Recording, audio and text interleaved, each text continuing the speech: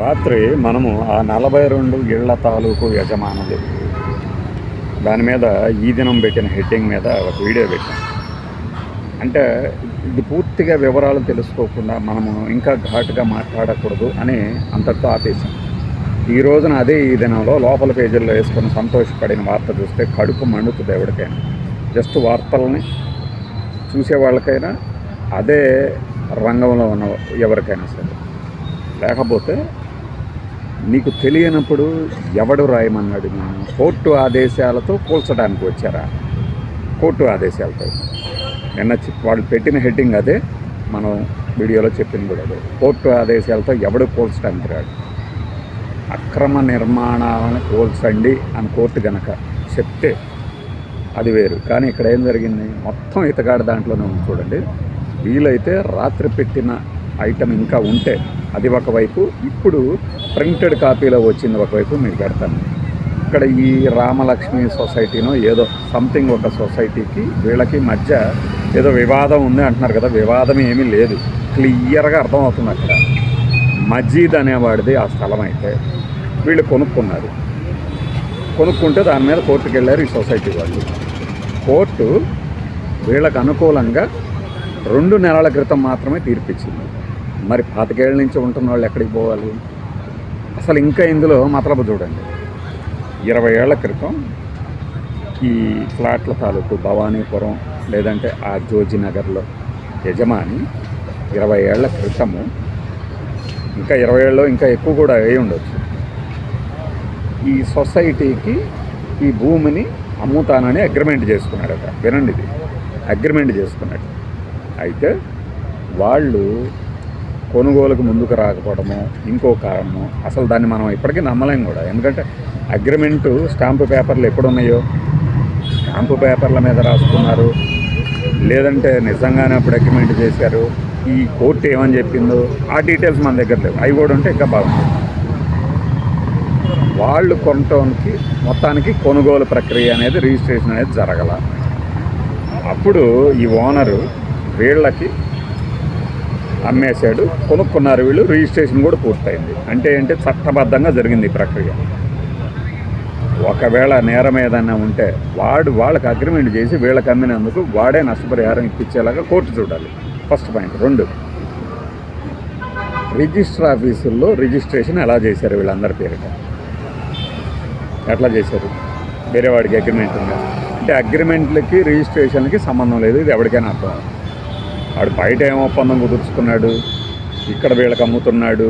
Register చూడదు, sub register కానీ staff కానీ. కొలతలు ఏమంటే కొలతలు వేస్తారు, పొలం అంటే కొలుస్తారు. కొలిసిన తర్వాత డబ్బులు ఎంత, మార్కెట్ ఫీజు ఎంత ఉంది, రిజిస్ట్రేషన్ ఫీజు ఎంత కట్టాలంటే కడతారు, అయిపోతుంది. రైట్? ఇల్లు కట్టుకుంటారు, మళ్ళీ అమ్ముకుంటారు, మళ్ళీ ఇంకోటి చేస్తారు, ఏమైనా చేస్తారు. అక్కడ అసలు పలానా వాడిది ఈ స్థలం అని ఎవడన్నా బోర్డు పెట్టాడా?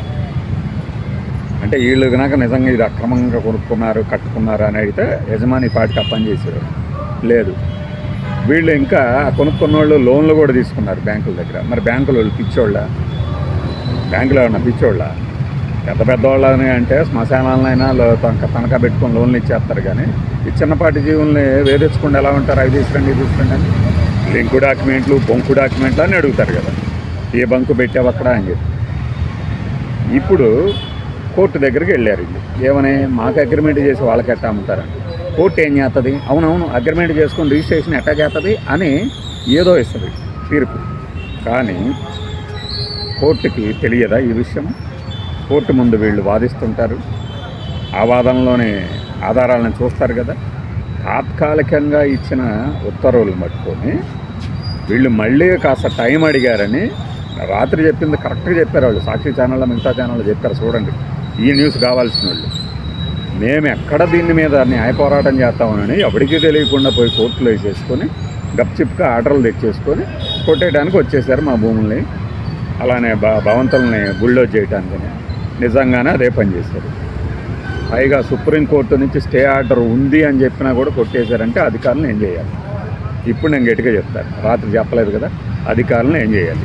అడవి తక్కెళ్లపాడు దగ్గర ఒక కలెక్టర్ని డిమోట్ చేశారు కదా, 15 ఏళ్ల తర్వాతనో 12 ఏళ్ల తర్వాతనో. అవి కావాలా వీళ్ళకి? ఈ కోర్టు అన్నీనా చెప్పినా కూడా వినకుండా ఇంతమంది మార్బలంతో ఎలా వేసుకుని వెళ్తుంది? కోర్టు కూల్చేయమని ఎక్కడ ఆదేశాలు ఇవ్వాలి. ఇప్పుడు నేను స్పష్టంగా చెప్పగలను, ఈ భూమి వీళ్ళకే చెందుతుంది అని తాత్కాలికంగా ఏదైనా రిలీఫ్ ఇచ్చిందేమో ఉన్న ఆధారాలను బట్టి. కోర్టు ఆదేశాలతో కూల్చారు అని చెప్పేసి రాస్తావా? ఎట్లా రాస్తారు? నువ్వు జర్నలిస్ట్, అసలు కనీసం సెన్స్ ఉందా? లీగల్ విషయాలు తెలుసా?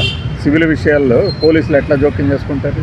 కోర్టు ఆదేశాల అంటే వాళ్ళు చెప్పింది నిజమే, డబ్బులు దొప్పేసేసి ఆ పని చేశారనమాట, వాళ్ళందరినీ పట్టుకొచ్చేసేసి.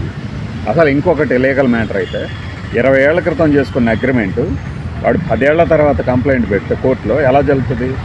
నాకు తెలిసి అగ్రిమెంట్ తాలూకు కాల పరిమితి 3 ఏళ్ళకి మించి ఉండదేమో. 10 ఏళ్ళు ఉంటుందా ఒక అగ్రిమెంట్కి? చట్టబద్ధత కాలపరిమితి లేకుండా ఉంటుందా ఒక అగ్రిమెంట్కి? చెప్పాలి ఇప్పుడు లీగల్ పండితులు. ఉంటే ఉందని చెప్పండి తెలిస్తే. ఎందుకు ఆ లెక్కన ఇప్పుడు నేను నాకున్న ఇంటిని కానీ పొలాన్ని కానీ ఒకటికి అగ్రిమెంట్ చేసి ఇంకొకటికి రిజిస్ట్రేషన్ చేయొచ్చా? ఇవే కదా రియల్ ఎస్టేట్ మోసాలు అనేది.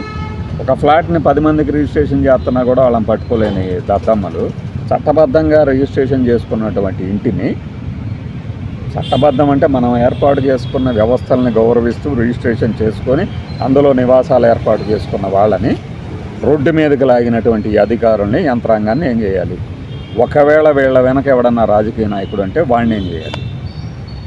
స్పష్టంగా చెప్పాలి ఎవడైనా సరే. రేపొద్దున ఈ స్థితి మీకైనా రావచ్చు, ఎవరికైనా రావచ్చు.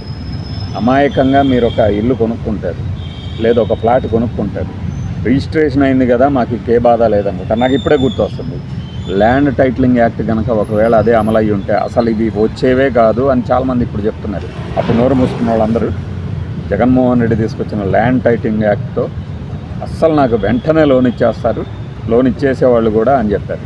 అమలు కాని యాక్ట్ గురించి వీళ్ళు ప్రతీ నెల మేము రద్దు చేసాం హడావుడి చేశారు. మరి వీటికి ఇలాంటి తగాదాలకి ల్యాండ్ టైటిలింగ్ యాక్ట్ అనేది కరెక్టు, యాప్టు అని కొంతమంది చెప్తున్నారు. అది నిజమో కాదో నాకైతే తెలవదు. కేంద్ర ప్రభుత్వం తీసుకొచ్చిన చట్టమే అది ప్రతి స్టేట్లో జరిగేదే, జరగాల్సిందే, జరుగుతుంది కూడా, ఎవడ ఆపలేడు. అప్పుడు మాత్రం గొప్ప చట్టం అవుతుంది. జగన్మోహన్ రెడ్డి తెస్తే మీ ఆస్తులు లాగేసుకునే చట్టం అవుతుంది. అంతే కదా. భారత్ నెట్ అని కేంద్ర ప్రభుత్వం ఏర్పాటు చేస్తే ఏపీ ఫైబర్ నెట్ అని మనం తయారు చేసుకుంటాం.